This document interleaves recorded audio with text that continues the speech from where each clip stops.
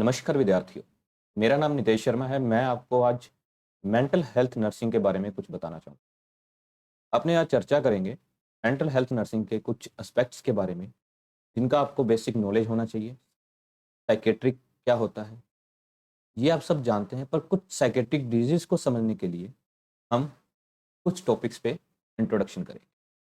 शुरू करते हैं साइकेट्रिक मेंटल हेल्थ नर्सिंग के।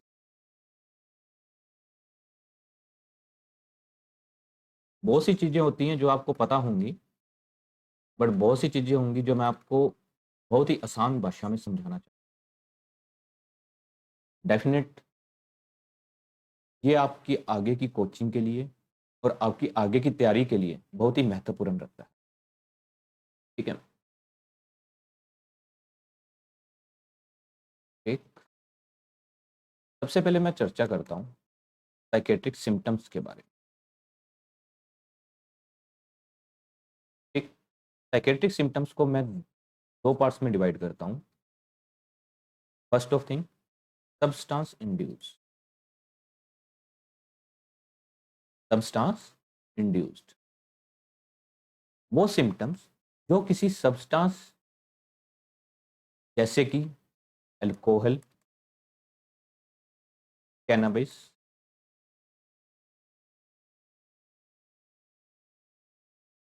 ओपियम या एलएसडी, इन सब को लेने की वजह से होते हैं। कुछ इनको छोड़ने से लेके इनको लेने तक, छोड़ते हैं तो इनको विड्रॉल सिम्पटम्स आते हैं, अगर कंटिन्यू लेते हैं तो उनकी वजह से जो इफेक्ट्स आते हैं, जो सिम्पटम अपीयर होते हैं, उसको कहते हैं सब्सटेंस इंड्यूस्ड साइकेट्रिक सिम्पटम्स, जो कि हमारे दिमाग पे, मस्तिष्क पे सीधा प्रभाव डालते हैं। दूसरे होते हैं फंक्शनल सिम्पटम्स। फंक्शनल सिम्पटम, जैसे कि नाम से ही पता लग रहा है कि ये कहीं ना कहीं हमारे काम को भी प्रभावित करते हैं, या हमारे रोज के क्रियाकर्मों की वजह से हमें दिखाई देता है कि हमारा मेंटल हेल्थ सही नहीं। फंक्शनल सिम्पटम्स को मैं 2 भागों में विभाजित करता हूँ। पहला आता है इसमें साइकोसिस, दूसरा आता है न्यूरोसिस। ठीक? मैंने क्या बताया आपको, 2 होते हैं साइकेट्रिक सिम्पटम्स। पहला होता है सब्सटेंस इंड्यूस्ड, दूसरा होता है functional psychiatric symptoms. Substance induced में मैंने आपको बताया कि जैसे कि अल्कोहल लेने की वजह से, एलएसडी लेने की वजह से, ओपियम लेने की वजह से या कैनबिस, इनका अगर कोई अनयूजुअल ग्रहण करता है, तो उसकी वजह से जो सिम्पटम्स अराइज होते हैं, जो मेंटल हेल्थ पर प्रभाव डालते हैं, उनको बोलते हैं सब्सटेंस इंड्यूस्ड साइकेट्रिक सिम्पटम। दूसरा मैं बात कर रहा हूँ फंक्शनल सिम्पटम्स के बारे में, फंक्शनल साइकेट्रिक सिम्पटम्स के बारे में। इनको भी मैंने दोबारा 2 भागों में विभाजित किया, जैसे कि साइकोसिस, दूसरा आता है न्यूरोसिस। साइकोसिस क्या होता है? वो फंक्शनल साइकेट्रिक सिम्पटम जिसमें पेशेंट में इनसाइट प्रेजेंट होता है। इनसाइट से मतलब क्या समझता हूं मैं? इनसाइट का मतलब होता है, इनसाइट प्रेजेंट होना या इनसाइट एब्सेंट होना। इसका मतलब है कि मैं जो काम कर रहा हूं, या फिर जिस काम को मैं करने जा रहा हूं, या मैं जो बोल रहा हूं, या जो मेरे अंदर मन में चल रहा है, मेरे अंतर मन में है, जो को मैं अच्छे से समझ पा रहा हूं कि मैं क्या बोल रहा हूं, क्या कर रहा हूं और क्या करना चाह रहा हूं। ठीक? इसमें साइकोसिस में क्या होता है, जो इनसाइट होता है वो होता है एब्सेंट। ठीक? इसी इंसाइट के बेस पे हमने फंक्शनल सिम्टम्स को 2 भागों में विभाजित किया। पहला साइकोसिस, दूसरा न्यूरोसिस। न्यूरोसिस में क्या होता है? इनसाइट प्रेजेंट होता है। एक्चुअली में क्या होता है कि जो फंक्शनल सिम्टम में साइकोसिस डिजीज होती हैं, उनमें इनसाइट अगर एब्सेंट है, तो मुझे नहीं पता होगा कि मैं क्या बोल रहा हूँ, किस बारे में अवेयर हूँ, या जो मुझे समझाया जा रहा है उस बारे में मैं समझ पा रहा हूँ या नहीं पा रहा, या जो मैं करने जा रहा हूँ, या जो मैं किसी को बोल रहा हूँ कुछ भी, वो मेरे अंदर, उसको मैं सोच समझ के बोल रहा हूँ या बिना सोचे समझे कुछ भी कर रहा हूँ। इनसाइट एब्सेंट में जैसे कि एक डिजीज आती है, आपने बहुत ही अच्छा नाम सुना होगा, schizophrenia.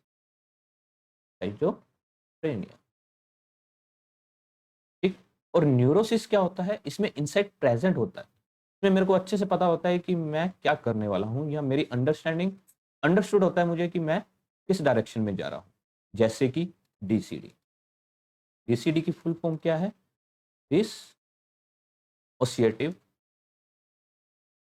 Conversion disorder. In disease के बारे में हम विस्तार से आगे चर्चा करेंगे, पर अभी मैं जस्ट आपको एक आउटलाइन देना चाह रहा हूँ, उसको समझने की कोशिश करिए।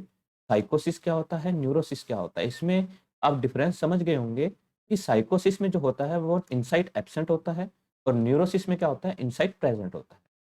अब इसी साइकेट्रिक डिजीज को मैं इनके कोर्स को भी दो भागों में डिवाइड करता हूं। जो साइकेट्रिक डिजीज का जो कोर्स है उसको भी मैं दो भागों में डिवाइड करता हूं। जैसे कि दो तरह के कोर्स होते हैं इसमें भी। एक होता है कंटिन्यू कोर्स, दूसरा आता है एपिसोडिक कोर्स। नाम से आप बहुत अच्छे से समझ रहे होंगे कि वो कोर्स जो कंटिन्यू एक मैनर में चलता है, या इसका कोई मैनर नहीं होता, कभी अप डाउन आते हैं, कभी इक्वली चलता है, कभी अप हुआ, कभी डाउन हुआ, कभी फिर लाइन में आया, कभी और डाउन हुआ, कभी दोबारा अप हुआ। बट इसका क्या रहता है कि ये कंटिन्यू ही रहता है। इस डिजीज में बीच में ना कोई आपको इंटरवल देखने को मिलेगा, ना कोई एपिसोड देखने का मिलेगा, ना ही कुछ आपको पेशेंट बीच में नॉर्मल होता हुआ दिखाई देगा। जैसे कि एग्जाम्पल इसका आता है साइटोफ्रेनिया। मैं बहुत ही आपसे आउटलाइन लेके बात कर रहा हूं। इन डिजीज के बारे में हम आपसे बाद में चर्चा करेंगे आगे आने वाली क्लासेस में। पर इसको समझना इसलिए जरूरी हो जाता है कि हम साइकेट्रिक को किस दिशा में लेके जा रहे हैं, या फिर जो हमारी मेंटल हेल्थ नर्सिंग है इसमें हमारी नीड्स क्या है। मैं आपको बिल्कुल ही बेसिक से समझाना चाहूंगा कि इसका बेसिक कहाँ से उत्पन्न होता है। और डेफिनेट कहीं ना कहीं ये आपके आने वाली तैयारी के लिए जो अगला नोट सेट आ रहा है 17 सितंबर 2023, उसके लिए आपको एक मोटिवेशन देगा कि हमें तैयारी किस डायरेक्शन में करनी चाहिए। डेफिनेट आपको इसमें खूब हेल्प मिलेगी, बस सुनते रहिए ध्यान से। ठीक। दूसरा आता है एपिसोडिक कोर्स। मैंने पहला बताया कंटिन्यू कोर्स। कंटिन्यू कोर्स में क्या होता है, अप डाउन आएंगे, खूब आएंगे, पर ये फेज कंटिन्यू चलेगा, कहीं नहीं रुकेगा, बस कंटिन्यू चलता रहेगा। एपिसोडिक में क्या होता है, कभी तो पेशेंट मैनिक स्टेज में होगा, कभी होगा नॉर्मल, और कभी होगा डिप्रेसिव। ठीक। अब इसमें क्या होता है, ये जो मैनिक फेज है इसमें पेशेंट मैनिक था, इसमें पेशेंट नॉर्मल था, फिर थोड़े टाइम बाद पेशेंट डिप्रेशन में चला गया। इस एपिसोडिक कोर्स को देख के आपको डेफिनेट एक डिजीज का नाम ध्यान आ रहा होगा, जिसको मैं क्या बोलता हूं, bipolar affective disorder, short name BPAD, bipolar affective disorder. ठीक, समझ पा रहे हैं? अब हम आगे चर्चा करेंगे इस मुद्दे पे कि जो साइकेट्रिक डिजीज है,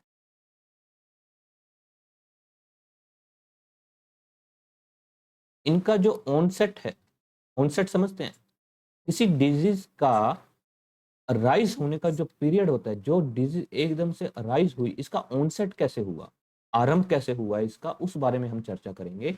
इस ऑनसेट के बेस पे, साइकेट्रिक डिजीज के किसी भी ऑनसेट के बेस पे हम चर्चा करते हैं। हम साइकेट्रिक डिजीज को चार भागों में विभाजित करते हैं। पहला आता है सडन या अब्रप्ट।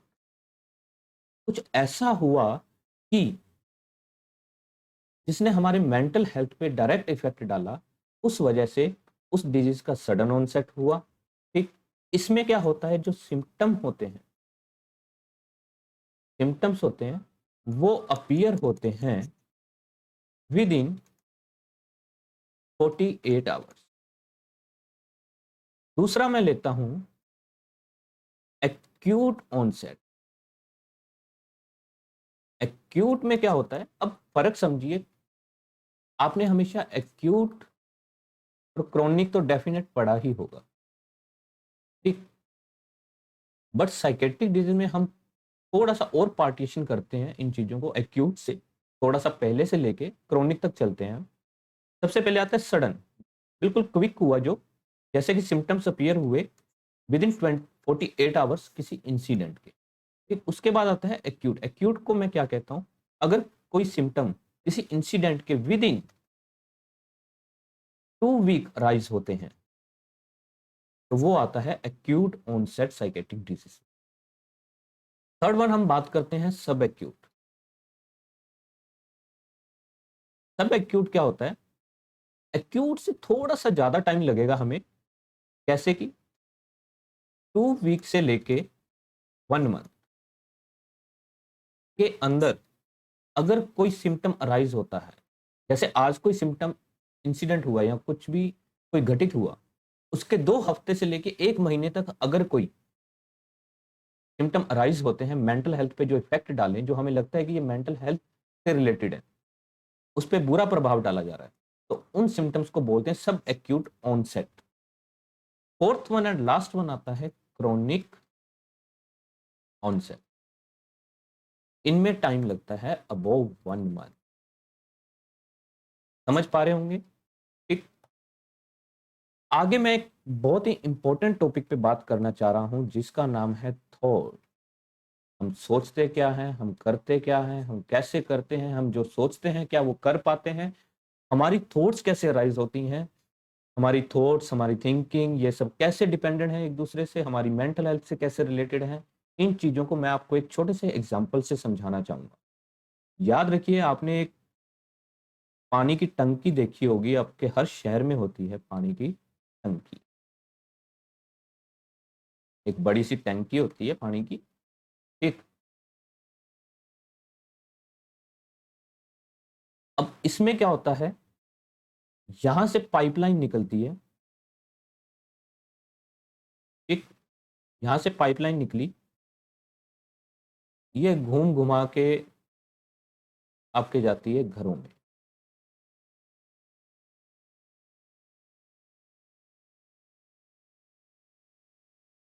कहाँ गई बच्चों? आपके घर के नल में। ये आपका घर मान लीजिए,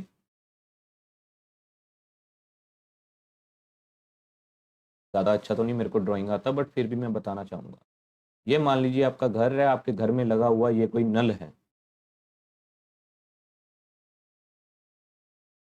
जो मैंने नल बनाया, याद रखना इस नल को।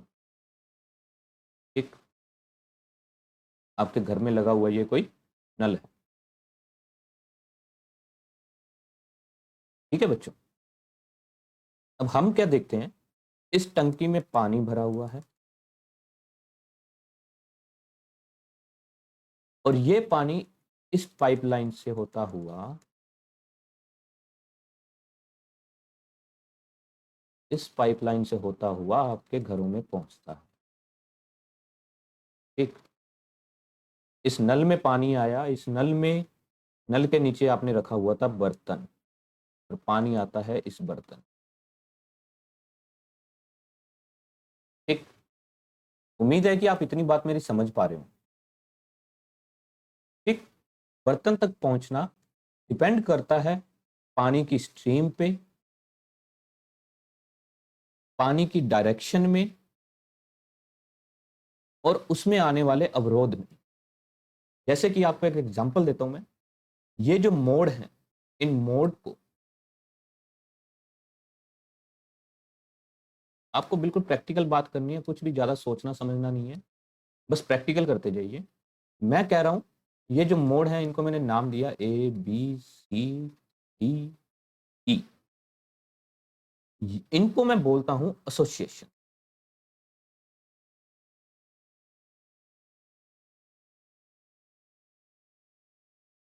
इनको मैं क्या बोलता हूं? एसोसिएशन। एसोसिएशन में क्या होता है कि,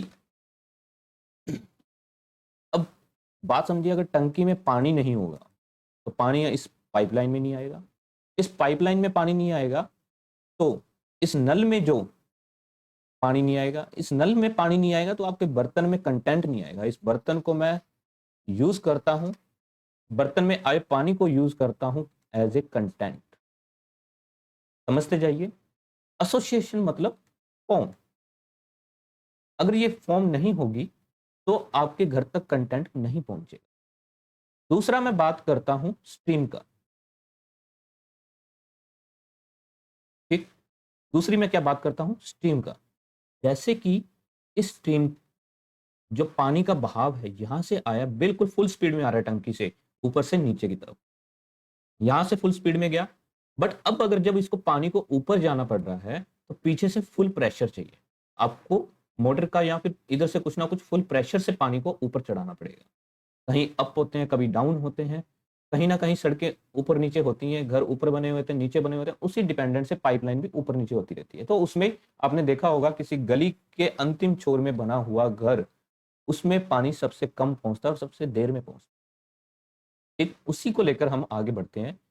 जो पानी का स्ट्रीम है, इसमें अगर कोई कमी आती है, बहाव में कोई कमी आती है, तो डेफिनेट जो आपको कंटेंट मिलने वाला है वो उसमें भी कहीं ना कहीं कमी मिलेगी।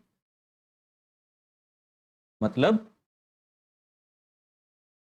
आपको इसको नॉर्मल करने के लिए आपके पानी का प्रेशर बढ़ाना पड़ेगा, उसमें स्ट्रीम को बढ़ाना पड़ेगा ताकि पानी ऊपर भी आसानी से जाए और आसानी से नीचे भी आए। एक नॉर्मल मेंटेनेंस रखना पड़ेगा। अगर आपने कुछ ज्यादा ही प्रेशर हाई कर दिया, यहां से तो ऊपर चढ़ जाएगा, पर यहां से एकदम से नीचे आएगा, और एकदम से नीचे आएगा तो एकदम से इस नल में जाएगा, और इस नल की अगर इतनी कैपेसिटी नहीं है कि ये उस पानी को ले पाए, तो कहीं ना कहीं ये पानी बीच में से लीक भी हो सकता है, या नल उखड़ के बाहर की तरफ भी आ सकता है उस पानी के बहाव की वजह से।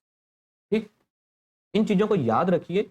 ये जो नल है ये क्या काम करता है, इस नल को बोलते हैं कंट्रोल। ये पानी के बहाव को नियंत्रित करने की कोशिश करता है। जो बहाव पानी का आ रहा है, मुझे कंटेंट कितना चाहिए या कितना नहीं चाहिए, क्या नहीं चाहिए, वो डिपेंड करता है इस नल के कंट्रोलर पे, जिसको मैं बोलता हूं पोजेशन। ठीक। क्या बोलता हूं, नीचे लिख देता हूं मैं क्लियरली, पोजेशन। ये होता है कंट्रोल। ठीक। अब मैं बात करता हूं आपसे विस्तार से थिंकिंग के बारे में। उम्मीद करता हूं आपको थॉट प्रोसेस समझ आई होगी। ऐसे ही हमारी थॉट्स होती हैं। जैसे कि मैंने आपको बताया, ये हमारे मस्तिष्क में आने वाली बहुत सारी चीजें हैं। आइडियाज होते हैं। क्या होते हैं बच्चों, आइडियाज होते हैं, या बहुत सारे विचार होते हैं जो हमारे दिन रात दिमाग में घूमते रहते हैं। जिन चीजों से हम अपने दिन में गुजरते हैं, वो चीजें हमारे दिमाग में कहीं ना कहीं अनकॉन्शियस, सबकॉन्शियस या कॉन्शियस माइंड में सेव रहती हैं। अब अगर मान लीजिए ये कोई मेरी थॉट है, अगर इस थॉट का बहाव इतना कम है कि ये आगे नल तक पहुंच ही नहीं पा रहा, मेरे घर तक पहुंच ही नहीं पा रहा, तो इसमें कंटेंट बहुत कम मिलेगा मेरे को। जरूरत से ज्यादा अगर थॉट्स का बहाव कम आ रहा है, तो मैं पीछे से पुशअप नहीं कर पाऊंगा, उस बहाव को पीछे से पुशअप नहीं कर पाऊंगा, तो जो कंटेंट मिलेगा मुझे मेरे बर्तन में वो बहुत ही कम मिलेगा। उन थॉट्स को मैं बहुत कम एक्सप्लोर कर पाऊंगा। जो थोड़ी बहुत थॉट्स आएंगी भी, वो भी बाहर नहीं आ पाएंगी। ठीक।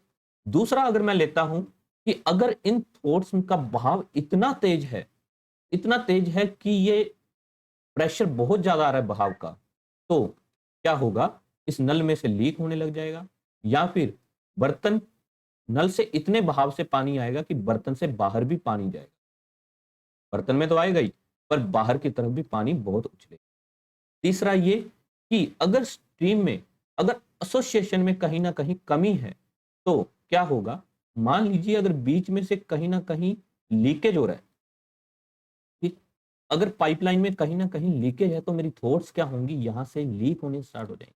जो कंटेंट मेरे पास पहुंचना चाहिए वो ना पहुंच के वो कंटेंट मेरे मस्तिष्क के किसी और भाग में जाएगा, और उसमें क्या होगा कि जिन चीजों को मैं बोलना चाह रहा हूं, जो मैं कंटेंट देना चाह रहा हूं, वो कंटेंट तो निकल जाएगा इधर लीक होके, और जो कंटेंट पहुंचना नहीं चाहिए था, वो कंटेंट, पीछे का कंटेंट आ जाएगा इधर आपके घर के नल में, मतलब बाहर आप एक्सप्लोर कर देते हैं।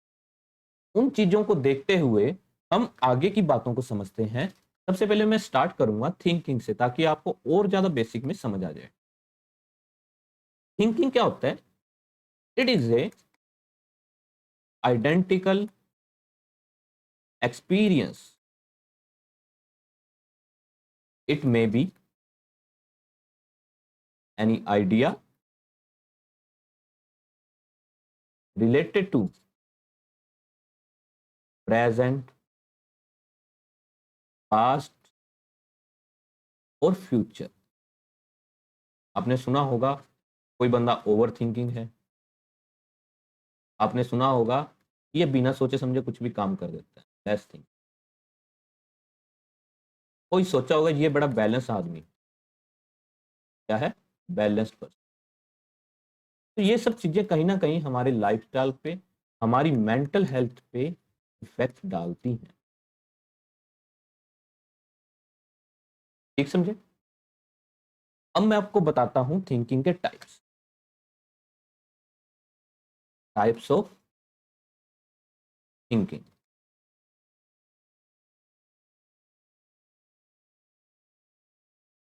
सबसे पहली आती है रीजनिंग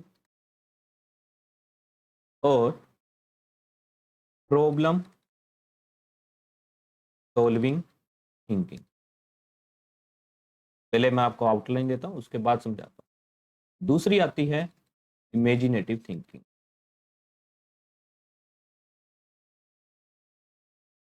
थर्ड वन आती है फैंटेसी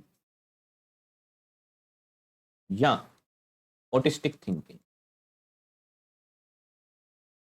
ऑटिस्टिक थिंकिंग, ठीक। सबसे पहले मैं चर्चा करना चाहूंगा रीजनिंग या प्रॉब्लम सॉल्विंग थिंकिंग। इसको क्या बोलते हैं, जनरल थिंकिंग भी बोलते हैं। अब समझ गए कि एम्स आपके क्वेश्चन पेपर्स में मैथ रीजनिंग क्यों डालता है, ठीक। ये जो रीजनिंग और प्रॉब्लम सॉल्विंग थिंकिंग होती है, ये गोल डायरेक्टेड सीक्वेंस होता है। जैसे कि मैं आपको समझाना चाहूं इसका विस्तार से, क्या बता रहा हूं मैं आपको, रीजनिंग और प्रॉब्लम सॉल्विंग थिंकिंग, जिसको मैं बोलता हूं जनरल थिंकिंग भी, ये क्या होता है, गोल डायरेक्टेड होता है।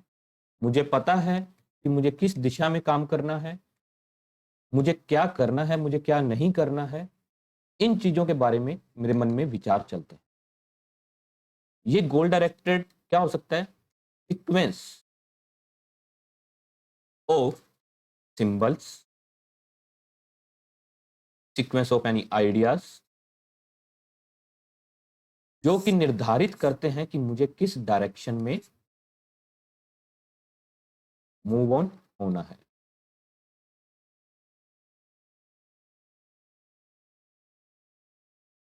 ये जो सीक्वेंस ऑफ सिंबल्स हैं या आइडियाज हैं, ये किससे एसोसिएटेड होते हैं, एसोसिएटेड टू ए प्रॉब्लम और question, it's lead to reality oriented conclusion. याद रखिए मैं आपको क्या बताना चाह रहा हूं, जो रीजनिंग और प्रॉब्लम सॉल्विंग थिंकिंग होता है, जिसको हम जनरल थिंकिंग भी बोलते हैं, ये गोल डायरेक्टेड थिंकिंग होती है, जो कि सीक्वेंस ऑफ सिंबल्स या आइडियाज हो सकते हैं हमारे, जो कि एसोसिएटेड होते हैं किसी डायरेक्शन से या किसी प्रॉब्लम से या किसी सिचुएशन से, जो कि मुझे लीड करते हैं किसी रियलिटी की तरफ, जो कि मुझे कंक्लूजन देते हैं उस चीज का जो मैं सोच रहा हूं, या फिर जो मैं करने जा रहा हूं उसको, जो मैं पहले अपने माइंड में ला रहा हूं जिन चीजों को, हाँ कि ये चीज मुझे ऐसे करनी है, ये चीज मुझे ऐसे करनी है, मैंने पहले ही निर्धारित कर लिया। जैसे कि आज रात को सोने से पहले मैंने एक शेड्यूल बनाया कि मुझे कल के दिन में सुबह उठ के, कल रात सुबह से लेकर 7 बजे से लेकर रात के 10 बजे तक मुझे इतना सिलेबस कवर करना है। अगर मैं ये कवर कर लेता हूं तो उसके बाद मैं मूवी देखने जाऊंगा। अब भले वो मैं 4 बजे कवर करूं, भले मैं रात के 10 बजे कवर करूं, बट मैंने ये निर्धारित किया कि ये कंप्लीट करके ही सोऊंगा या ये कंप्लीट करके ही मैं मूवी देखने जाऊंगा। तो वो एक गोल डायरेक्टेड हो गया, एक प्रॉब्लम सॉल्विंग हो गया। मैंने एक जनरल थॉट्स आती हैं, ये हर किसी के थॉट मन में आता है कि हाँ ये चीज मुझे ऐसी करनी चाहिए, ये चीज मुझे ऐसी करनी चाहिए, ठीक है। तो एक बहुत ही जनरल थिंकिंग है। मैं दूसरे टाइप पे काम करूंगा या बात करूंगा थिंकिंग के, इमेजिनेटिव। इमेजिनेटिव थिंकिंग, नाम से समझ पा रहे हैं, किसी चीज का इमेजिन कर,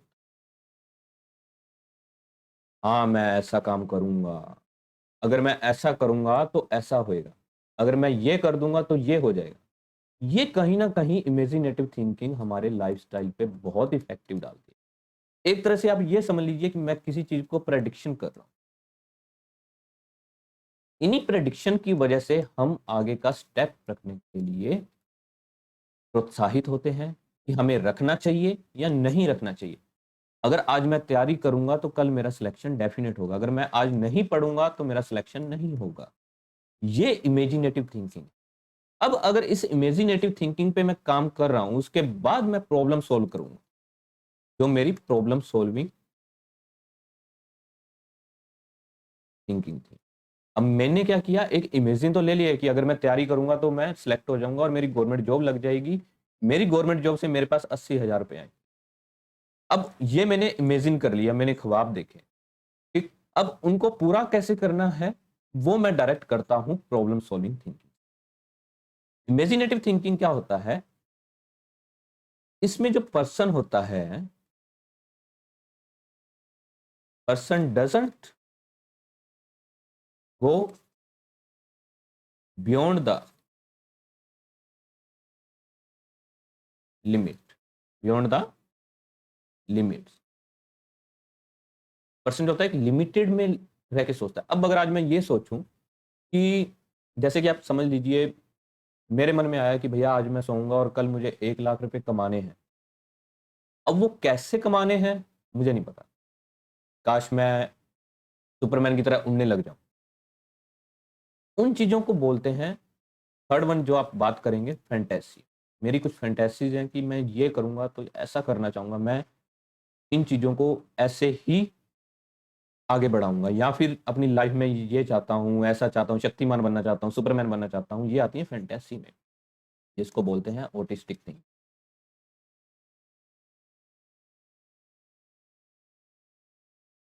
अब इन दोनों में फर्क क्या होता है, जो इमेजिनेटिव थिंकिंग होती है ये प्लान करती है, help in planning of whole day activities. Fantasy या ऑटिस्टिक थिंकिंग क्या होता है, ये होती हैं बियॉन्ड द लिमिट्स। इनकी कोई लिमिट्स नहीं है, आप कुछ भी बेझिझक सोचिए, आपका मस्तिष्क है, आपका दिमाग है, आपका मन है, आप कुछ भी सोच सकते हैं। ये जो लास्ट वन थिंकिंग आती है ये फैंटेसी में आती है, ऑटिस्टिक थिंकिंग में आती है। दूसरा क्या है, इमेजिनेटिव थिंकिंग। अब इन दोनों में मेन डिफरेंस क्या होता है कि जो इमेजिनेटिव थिंकिंग है वो होती है गोल डायरेक्टेड, और फैंटेसी या ऑटिस्टिक थिंकिंग होती है,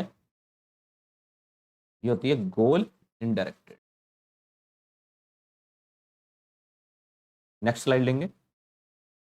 दोनों में एक मेजर फर्क ये भी होता है कि जो लॉजिकल, सॉरी, जो इमेजिनेटिव थिंकिंग है ये होती है रेशनल, जो मेरे दिमाग में आ रहा है इसका मेरे पास, या इसको करने का कोई ना कोई रेशनल है, वजह है मेरे पास कुछ। बट जो फैंटेसी है ये होती है इरेशनल, बस आ रही है मन में, सोचे जा रहे हैं कुछ और करना कुछ भी नहीं है, क्योंकि हमें पता है वो हमसे होगा नहीं। अब यूजली क्या होता है, verbal and non verbal communications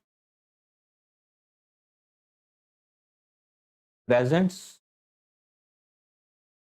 a person, presents a person thoughts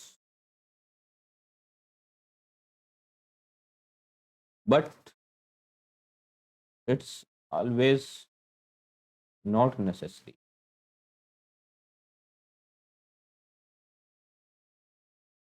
मैं कहना चाह रहा हूं कि यूजली वर्बल और नॉन वर्बल कम्युनिकेशंस प्रेजेंट करते हैं एक पर्सन की थॉट्स को, ठीक, बट ये हमेशा जरूरी नहीं है।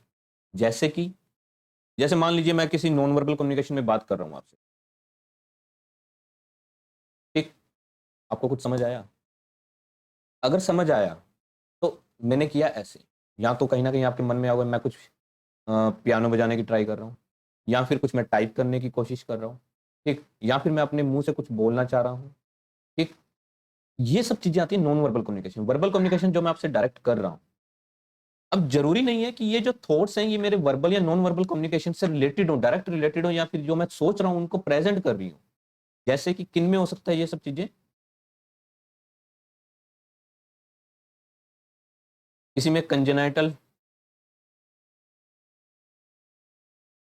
सॉरी, किसी में कंजेनाइटल डेफनेस है।